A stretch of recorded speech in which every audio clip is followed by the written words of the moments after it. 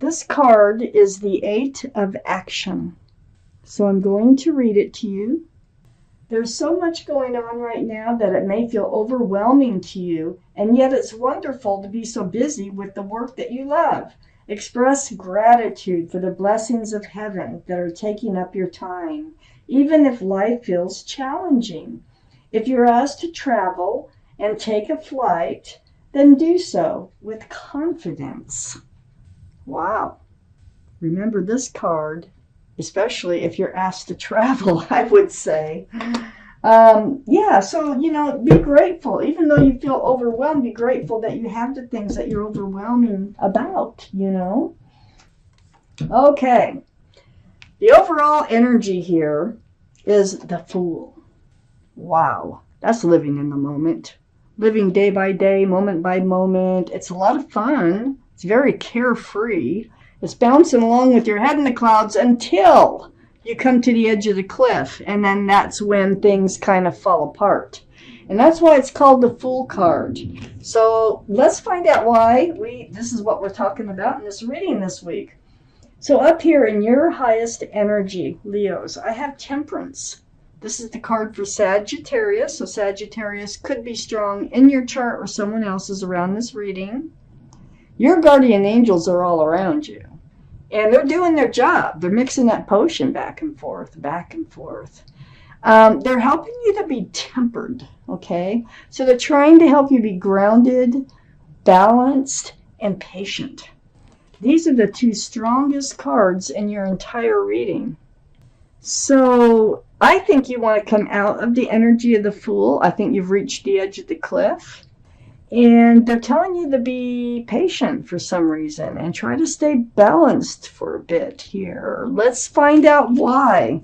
And grounded. Just, don't let the Fool's enter. Don't let it just throw you completely off kilter where you're making the wrong decisions.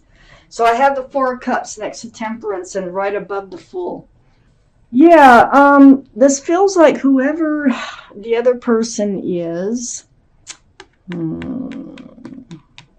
Yeah, because see, you're ready to do something you probably shouldn't do. It's been on your mind, and that might be leaving the relationship.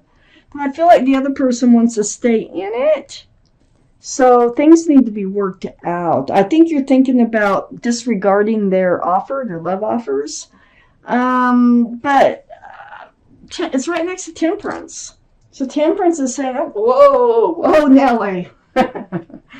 It's like, hold your horses, try to keep balance, try to be patient, and because, what you really want here is the Six of Wands, and it's on the other side of Four of Cups, and I feel like that's really what they're offering. They may not be so clear about what they're offering. This is the Six of Wands. This is the card for success and love. See all those wands in the background? These are people who love and care about you, who see you as a couple. See that wreath? This couldn't be a card of engagement. It really can be.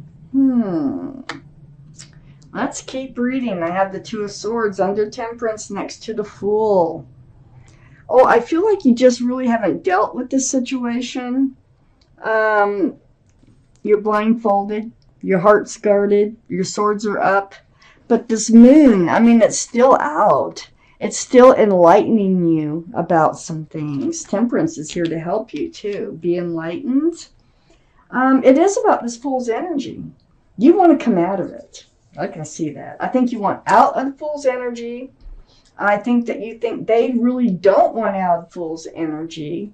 And they just, making this offer to come in. I think that you think that they, are not going to come out of the Fool's energy. And this probably came from some conversation or something that you had or some actions.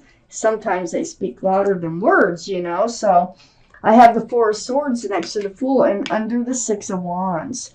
You're going to take a time out. And you need it.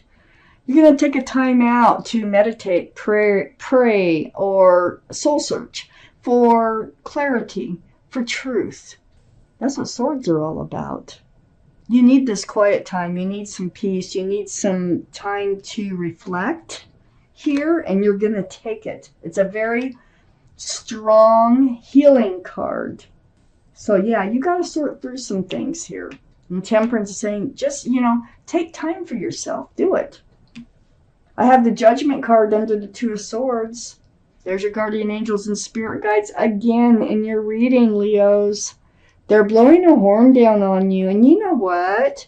You're awakening to a spiritual lesson. They are so difficult to get through.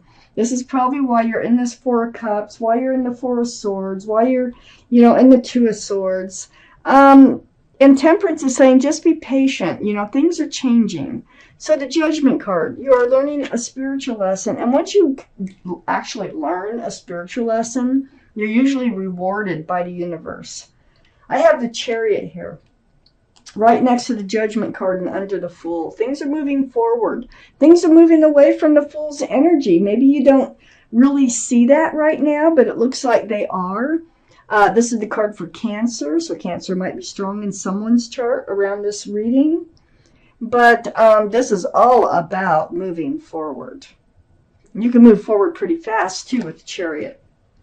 And then next to the Chariot is the Hanged Man, another very spiritual card.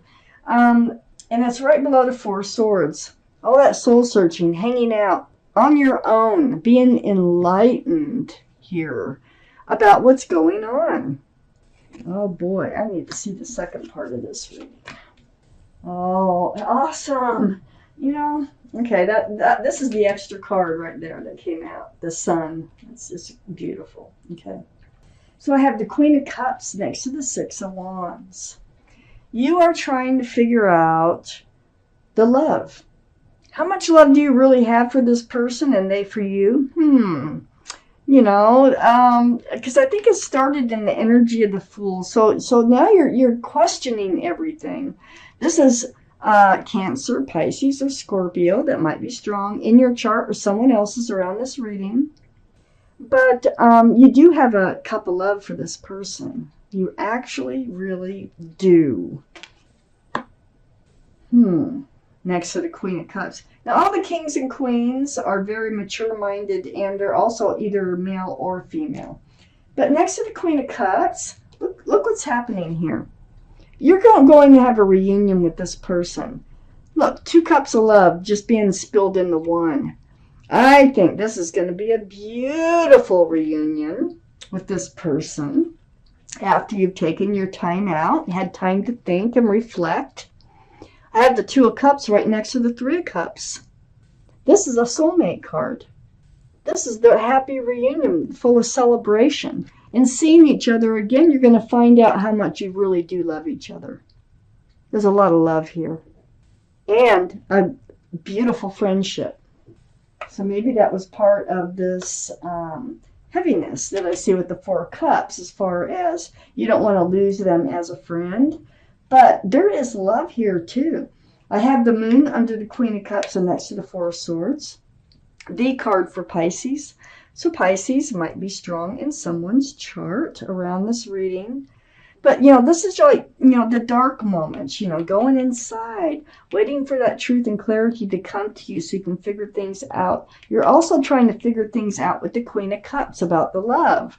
Well, the Moon here, this shines light in the dark. So even in your darkest moments, this enlightenment, you have the Hangman, it shines through and it helps you find your way forward.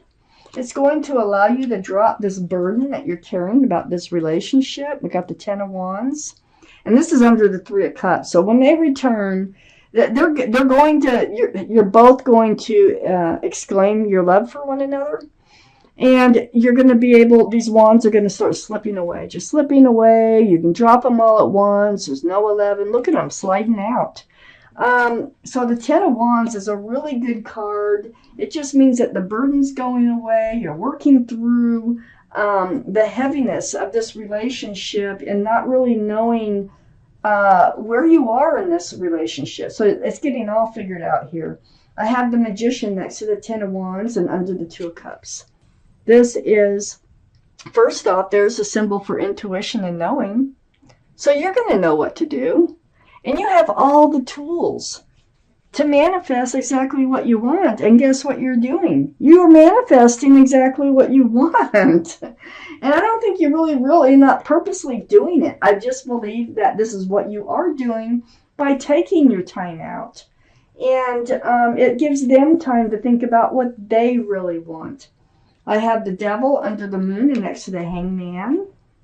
There was toxic energy that was preventing this relationship from, it's like it came to a wall and couldn't move any further. But there's that pentacle, for security and stability, but there's two more figures here.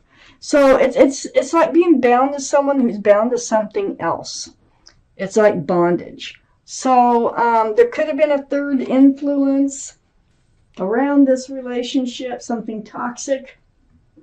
Actually, the Fool's energy, it can become toxic in itself when one wants to move forward and the other one wants to stay in that energy. But you're going to be enlightened about this toxic energy, and you're going to know how to resolve it, obviously, by looking at these cards. I have the King of Wands right next to the Devil and under the Ten of Wands. This is fire, Aries, Leo, or Sagittarius that might be strong in your chart or someone else's around this reading. But there you are at that staff of fresh starts and new beginnings and ready to move forward, very maturely forward from this devil energy, from this toxic energy. And here's the Ace of Wands that they're hanging on to, so we really need to pay attention to that. There is a fresh start, new beginning coming in this relationship, and you actually manifested it. The extra card that came out is the Sun, which is my favorite card. It's not just a fresh start and new beginning. There's going to be a lot of love and a lot of joy associated with this relationship. So don't give up. Give it time. Take the time that you need here. Temperance is doing their job. They're helping you to take the time to reflect. And this is what's going to help this relationship move forward. So